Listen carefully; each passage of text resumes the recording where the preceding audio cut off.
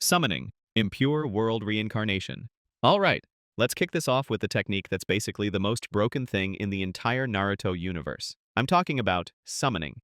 Impure World Reincarnation. Yeah, the Edo Tensei everybody knows. This thing doesn't just bend the rules of life and death, it absolutely crushes them. So what makes Edo Tensei so insane?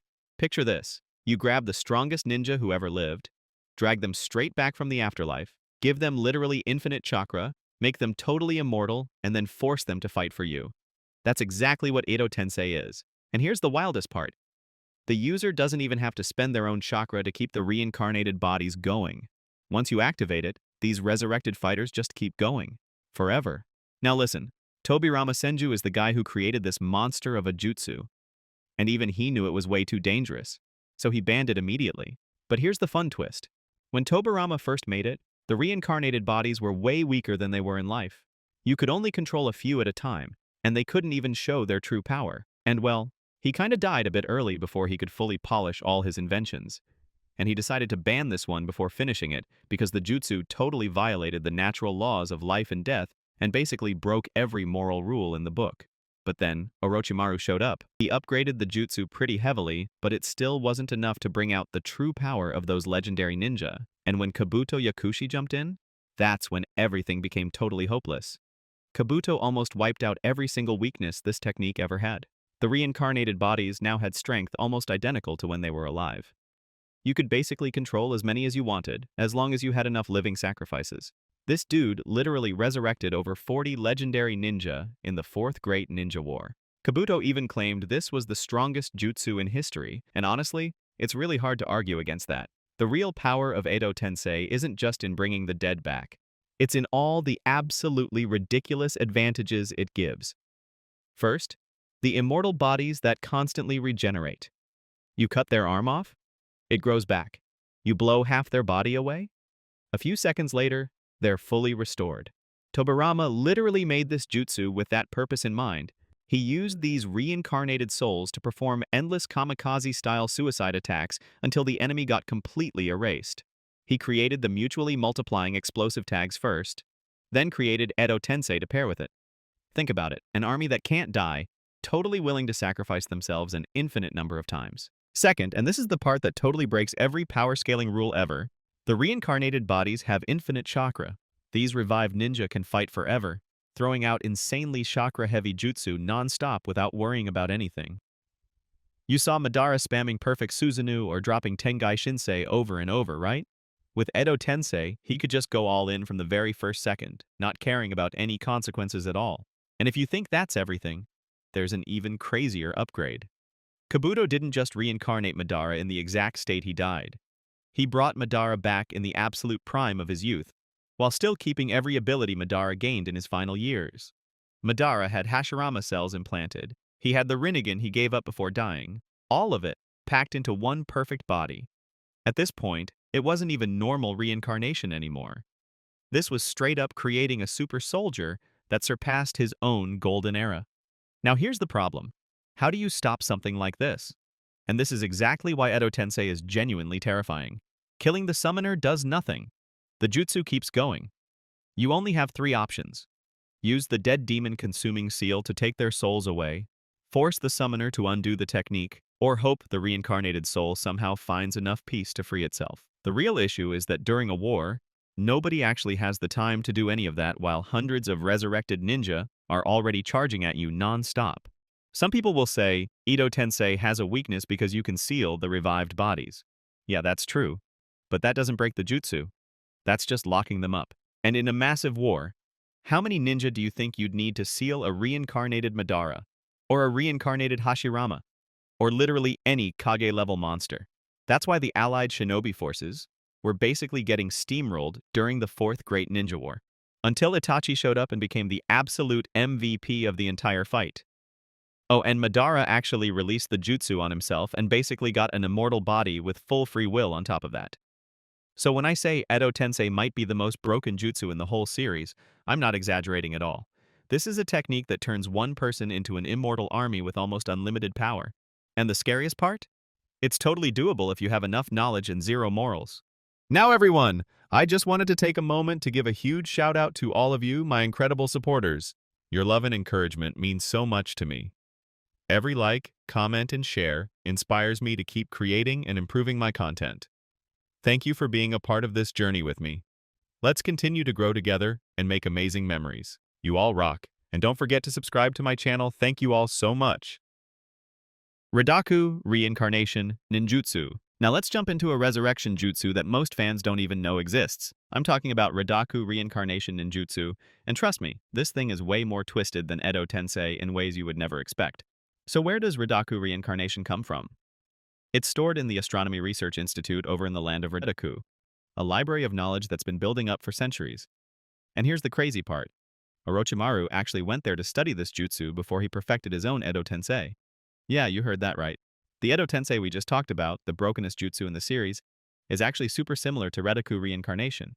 Orochimaru even straight up stole some of the priceless scrolls from the Institute to use for his own twisted purposes. Basically, reincarnation works kinda like Edo Tensei. You need the remains of a dead creature, you need a living sacrifice, and then dust and ashes cover the sacrifice's body to recreate the original form. When Sasuke first saw it, he literally thought it was Edo Tensei. But here's where things get totally different, and way scarier. In Sasuke Retsuden, Gigi uses this jutsu to bring dinosaurs back to life. Yeah, dinosaurs, or as they call them, dragons. He takes a dinosaur fossil, uses a chicken as the sacrifice because chickens are the closest living relatives of dinosaurs, and boom, you've got a full-size dinosaur walking around. These things are raw power incarnate. You're fighting creatures that dominated Earth millions of years ago until the meteor wiped them out. The big ones stomp and destroy fortresses. The small ones are insanely strong and agile, and some of them can even fly. Unlike Edo Tensei, where the resurrected ninja don't feel pain, creatures brought back with reincarnation feel every bit of it, but they still can't die. Let me repeat that. They feel pain, but they can't die. Their bodies will heal no matter how bad the injuries are, but it takes time. Burns might take days to fully heal, so imagine being injured so badly that you should be dead, but you have to suffer all that pain until your body slowly fixes itself. This is exactly why Sasuke, a guy who's killed countless enemies in his life, actually feels empathy for these dinosaurs. He knows his Amaterasu could literally incinerate them with eternal flames, which would technically neutralize them, but he refuses to do it because it would make them suffer prolonged pain. And he even helps one dinosaur heal its burn injuries, being straight up kind to it and promising to release it back to where it belongs. Because of that, the dinosaur gets emotionally touched and sides with him, even signing a contract to become Sasuke's personal summon. Yeah, Sasuke literally had a personal summon, a baby T-Rex. When it comes to control, reincarnation doesn't use the ceiling tags like Edo Tensei, but the control is insanely strong. Normal genjutsu can't break it. And yeah, this is when Sasuke had his Rinnegan with Tomoe and EMS. He literally had to use genjutsu, plus pumping his chakra into Menno's body, to fully override Gigi's control. But once you have that control, the benefits are massive. Any info the resurrected creature gathers instantly goes back to the controller. On top of that, the controller can transfer their chakra to the resurrected creature to boost its strength. Menno, a young dinosaur, can straight up beat an adult of the same species just because it has access to Sasuke's chakra. So how do you break reincarnation? The user just repeats the exact same hand seal sequence used to activate it. The souls return to the afterlife and their bodies crumble, just like Edo Tensei. Outer Path Samsara of Heavenly Life Technique. Alright, now we're talking about a jutsu that's basically the perfect resurrection in the entire series. I'm talking about the Outer Path Samsara of Heavenly Life Technique, or as fans usually call it, Rinne Tensei. Rinne Tensei literally brings the dead back to life. Not zombies, not puppets, real life, real flesh and blood flowing through their veins. So how does Rinne Tensei actually work? When the jutsu is activated, the King of Hell rises from underground and spits out the souls of the dead.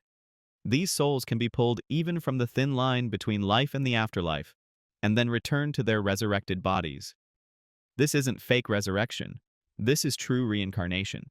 The people brought back with Rinne Tensei have full chakra, completely healthy bodies, and everything that made them themselves is fully intact. But here's what makes Rinne Tensei insanely unique. It demands an absolute cost. The user dies. No exceptions. You trade your life for the lives of others, a perfect one-to-one exchange. Nagato used it to bring back all the villagers of Konoha that pain had killed, and it literally cost him his life.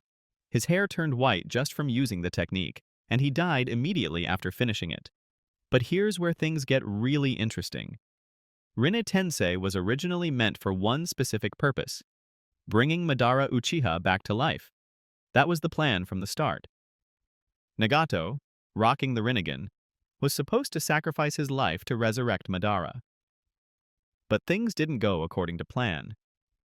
Nagato used it to save the villagers of Konoha instead of reviving Madara, and that completely screwed up Madara's century-long scheme. Think about it. The whole Tsuki no Mi plan, everything Madara built, depended on someone using Rinne Tensei to bring him back. So Madara had to be revived with Edo Tensei instead, and he was seriously pissed about that. Why? Because only a truly living body can become a Ten-Tails Jinchuriki. An Edo Tensei body can't do that. This is the biggest limitation of Edo Tensei that nobody really talks about. Sure, it can give you an immortal army, but it can't give you the ultimate peak of absolute power. Finally, Black Zetsu forced Obito to use Rinne Tensei on Madara, turning him from an Edo Tensei corpse into a real living person. And here's the insane part. When Rinne Tensei is used on an Edo Tensei body, it doesn't even need the King of Hell to show up. It just straight up transforms the corpse into flesh and blood. Edo Madara was the prime version of himself, so instead of some old guy with white hair, we got a super aura Madara, a true god of war. But Madara's eyes didn't come back. They shattered into dust. That's because Madara only awakened the Rinnegan near the end of his life, and then he transplanted it to Nagato. So basically, he didn't have the Rinnegan anymore. Obito should have died instantly after using Rinne Tensei, but Black Zetsu latched onto his body and kept him alive temporarily. Then Naruto used his Six Paths Yang power to stabilize Obito's life force, kinda like how he did with Might Guy after Guy opened the 8 gates. And in the end, we got a really beautiful and emotional death for him, as he redeemed himself by protecting Naruto. One's own life reincarnation. Now let's dive into a resurrection jutsu that almost nobody knows about, but has one of the most tragic backstories in the entire series. I'm talking about Kisho Tensei, developed by Chayo from Sunagakure. And trust me, this is a story of love, loss, and the desperation of an old lady trying to bring her grandchild back. So how does it work? The user transfers all of their life force and chakra to the target. The chakra glows a soft blue when the jutsu is activated. It can be used on both the living and the dead. If used on someone severely injured, it can save them, but it'll completely drain the user. If used on someone who's already dead, the user dies to bring that person's soul back to life. Chiyo developed this jutsu with one clear purpose: to give life to puppets. She wanted to turn mother and father, Sasori's puppets, into real puppets with actual souls, the souls of Sasori's parents. Chiyo wanted to bring Sasori's parents back as puppets so her grandson wouldn't have to live in constant pain from their loss. But Sunagakure immediately labeled it a kinjutsu for humanitarian reasons. Only Chiyo knew how to use it, and when she died, the technique died with her. She used it to save Gaara, trading her own life for the life of her grandson. It was the ultimate sacrifice of a ninja who had already lived through too much war and loss. Living corpse reincarnation. Alright, now we're diving into one of the twistedest and most disturbing jutsu Orochimaru ever created. I'm talking about living corpse reincarnation, or as he calls it himself, the eternal youth and immortality technique. This isn't about bringing the dead back. This is about stealing the bodies of the living to keep himself immortal. Orochimaru developed this jutsu for one reason only. He wanted to live long enough to gain all the knowledge in the universe. He knew one lifetime wasn't enough, so he decided he wouldn't die. Instead, he transfers his soul from one body to another, forever. This is the true definition of body horror. So how does it work? Orochimaru abandons his current body and reveals his real form, a massive white snake made up of thousands of smaller white snakes. He swallows the new victim and drags them into a separate mental space. There, Orochimaru completely overwhelms the victim's mind and takes over their body. The old snake body dies and decays, and Orochimaru's soul now reigns over the new body. But here's where it gets really terrifying. The souls of Orochimaru's victims don't disappear. They're still alive inside him, crushed and trapped. When Orochimaru moves into a new body, all those souls go along for the ride. Imagine being stuck inside your own body, forced to watch someone else control every move you make, and being totally powerless. That's the fate of anyone Orochimaru chooses. And if you think that's it, there's more. Orochimaru can only perform this jutsu once every 3 years. When the 3 years are almost up, his current body starts to weaken and reject him. He has to find a new host, or he dies. That's why he's obsessed with Sasuke. He wants the perfect container, a strong body with Sharingan that he can live in forever, instead of just 3 years. After taking over a new body, Orochimaru tweaks it to match his snake theme. He can stretch and twist his body, reconnect any chopped off parts, and shed his skin to heal injuries. Sasuke calls this the power of the white snake. Basically, even if Orochimaru can't move into a new body, he can survive in his current one almost forever, thanks to this insane self-healing ability. Orochimaru even changes the face of his host to look like his original self. So no matter how many bodies he jumps through, he always looks like Orochimaru. That's the level of control he has over his victims. Now, here's the hot debate. Is living corpse reincarnation truly immortality? The answer is yes, but with a catch. Orochimaru can live forever as long as he keeps finding a new host every 3 years, or maintains his current body with the power of the white snake. But there's a major weakness. Sharingan can reverse the process. That's exactly what Sasuke did. When Orochimaru tried to take over Sasuke's body, Sasuke flipped it, and Orochimaru got absorbed into Sasuke's body instead of the other way around. So yeah, living corpse reincarnation is an insanely powerful technique for immortality, but it comes with a price. Orochimaru has to constantly hunt for new victims, and each time he does, he adds another soul to the growing collection trapped inside him. It's the kind of immortality that comes with a mobile graveyard living inside your own body. Earth Release Resurrection Technique. Corpse Soil. Now we're talking about a resurrection jutsu that Kazuma proudly calls the ultimate Earth Release Resurrection Technique. That's Earth Release Resurrection Technique. Corpse Soil. What makes it stand out is that it has 2 completely different versions, each with its own power and purpose.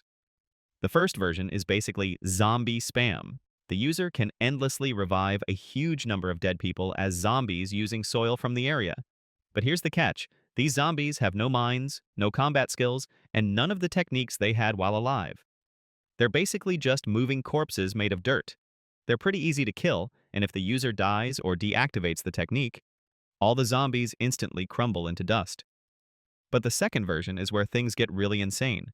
It lets the user revive a person as a perfect resurrection. The resurrected person can use all the skills they had while alive, they're fully conscious, but here's the twist. They're forced to follow a preset command. They know exactly what they're doing, they can think and feel, but they can't disobey. It's an extremely cruel form of mind control, because the victim is fully aware the whole time. Unlike Edo Tensei, the soul isn't bound to the body in corpse soil, so the resurrected cannot self-heal and can be killed. But the trade-off? The second version requires insane amounts of energy, specifically electricity, to activate. Anytime, the user can do the snake hand seal and snap their fingers to release the resurrected, turning them back into loose soil. Dragon Life Reincarnation. Now we're on to Dragon Life Reincarnation, a jutsu using Ryuzetsu's Kekkei Genkai. And if it feels familiar, that's because it's basically like Chiyo's Kisho Tensei. Both are self-sacrifice jutsus to save someone else, but with some interesting differences. Here's how Dragon Life Reincarnation works.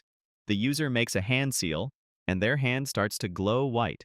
They place their hand on the target, kind of like the mystical palm technique healing wounds.